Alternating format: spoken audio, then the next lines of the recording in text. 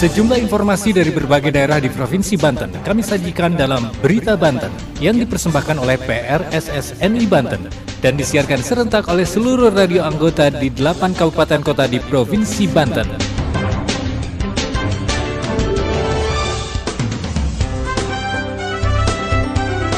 Anda kembali bersama kami di Berita Banten PRSSNI Banten edisi hari ini, Jumat 9 Desember 2022. Sejumlah informasi dari berbagai wilayah di Provinsi Banten kami hadirkan kembali untuk Anda yang disiarkan serentak oleh seluruh radio anggota di 8 kabupaten kota di Provinsi Banten.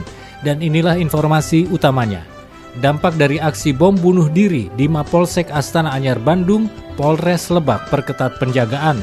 Hadapi libur Nataru 2023, ASDP Merak tingkatkan kesiapsiagaan. Dimyati Natakusuma melantik pengurus PWI Kabupaten Pandeglang periode 2022-2025. Bersama saya Aldi Akbar, inilah Berita Banten selengkapnya. Pendengar, dampak dari aksi bom bunuh diri di Mapolsek Astana Anyar Bandung, Polres Lebak tingkatkan kesiagaan. Polres Lebak perketat penjagaan di markas Polres maupun di Mapolsek jajaran. Pintu masuk Mapolres maupun Mapolsek dijaga oleh petugas yang dilengkapi senjata laras panjang dan rompi anti peluru. Berikut laporan Puja Pamungkas dari Radio Gens Lebak. Aksi bom bunuh diri seorang pria di Mapolsek Astana Anyar Bandung 7 Desember 2022 lalu membuat Polres Lebak bersiaga. Bom bunuh diri itu menyebabkan 1 anggota polisi meninggal dunia dan 8 anggota polisi serta seorang warga sipil terluka.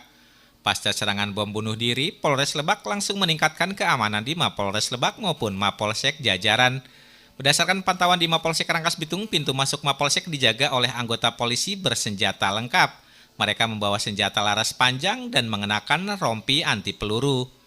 Kapolres Lebak AKBP Wiwin Setiawan mengatakan setiap tamu yang hendak masuk ke markas polisi akan diperiksa untuk mencegah hal yang tidak diinginkan, seperti di Mapolsek Astana Anyar. Wiwin mengatakan pelayanan di Polres dan Polsek tetap akan berjalan seperti biasa, namun pihaknya meminta kerjasama masyarakat untuk mengikuti SOP yaitu pemeriksaan barang bawaan.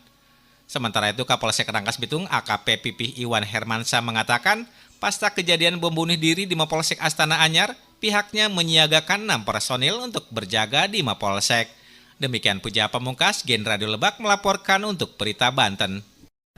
Pendengar, menghadapi libur Nataru 2023, pihak ASDP Merak mulai melakukan persiapan melalui rapat koordinasi lintas sektor untuk mengantisipasi lonjakan penumpang yang akan menyeberang melalui Pelabuhan Merak.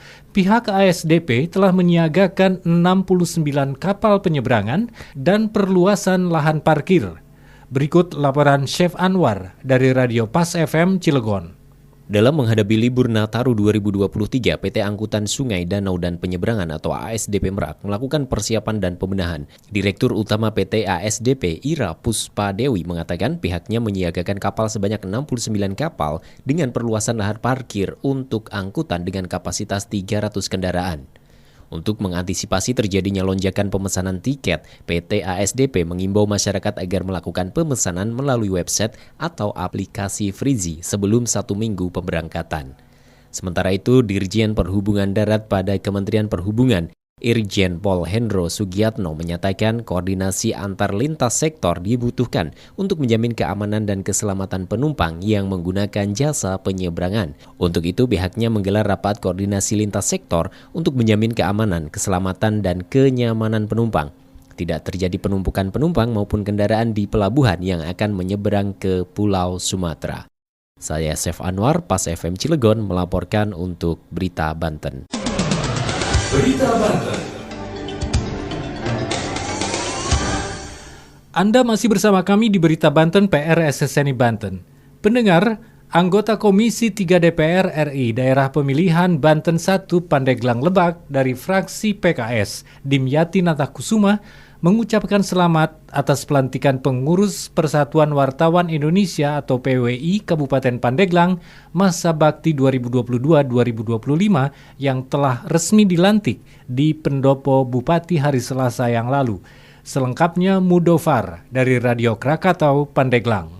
Anggota Komisi 3 DPR RI Dapil Pandeglang Lebak dari fraksi PKS Dimyati Natakusuma mengucapkan selamat atas pelantikan pengurus Persatuan Wartawan Indonesia atau PWI Kabupaten Pandeglang masa bakti 2022-2025 yang telah resmi dilantik di pendopo Bupati. Dalam sambutannya, Dimyati membeberkan peran pers di era digitalisasi saat ini. Menurutnya, wartawan memiliki peran penting dan strategis untuk menyebarluaskan informasi yang diberitakannya. Karena media bisa memberikan informasi yang luas, penyebaran informasi yang begitu hebat kepada seluruh halayak masyarakat. Itu karena peran media. Itulah penyebaran informasi yang begitu berguna dan bermanfaat.